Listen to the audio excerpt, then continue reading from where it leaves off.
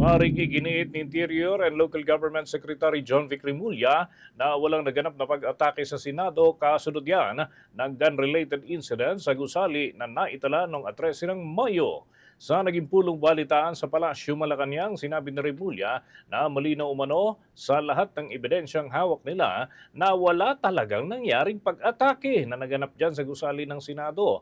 Paliwanag pa ng kalihim, walang mga ahente ng National Bureau of Investigation na pumasok sa gusali ng Senado noong araw ng naturang insidente. Humingi lamang umano ng tulong si General Services Insurance System President at General Manager Vic Biloso sa mga tauhan ng National Bureau of Investigation upang pabantayan ang seguridad sa kanilang pasilidad at compound.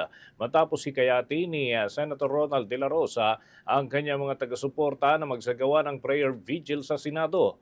Dahil naman sa nalaman umano ng naturang tanggapan ang bilyong pisong halaga ng obra at iba pang mahalagang kagamitan na posibleng mapinsala sakaling lumala ang sitwasyon sa paligid ng Senado kaya kanila itong isinicure. Ayon pa sa kalihim, 29 na ahente ng National Bureau of Investigation ang dumating sa compound o dyan sa General Services Insurance System o GSIS premises upang magsagawa ng inspection para sa outdoor canteen, hallway, patungo sa Kalayaan Garden at iba pang lugar.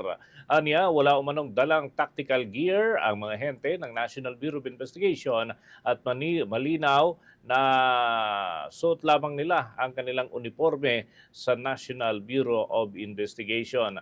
Bandang alas 7:02 ng gabi, umalis na umano ang 27 ahente ng naturang ahensya at dalawa na lamang ang naiwan doon sa naturang lugar. Ayon pa sa kalihim, makikita umano sa closed-circuit television footage ang usok na posibleng muzzle fire habang nagsasagawa at nagkakaroon ng tensyon sa pagitan ng Senate Sergeant at Arms at mga ahente ng National Bureau of Investigation.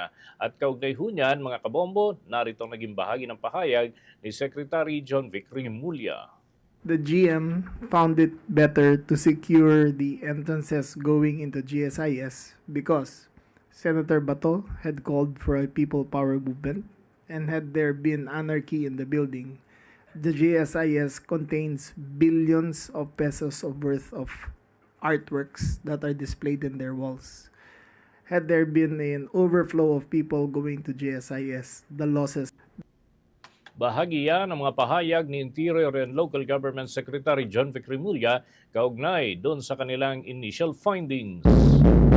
For the most trusted source of news and information, visit our website at www.bomboradio.com. Follow us on Bombo Radio mobile app, Facebook, YouTube, TikTok, and X, formerly Twitter. Like, share, and stay connected. Anytime, anywhere.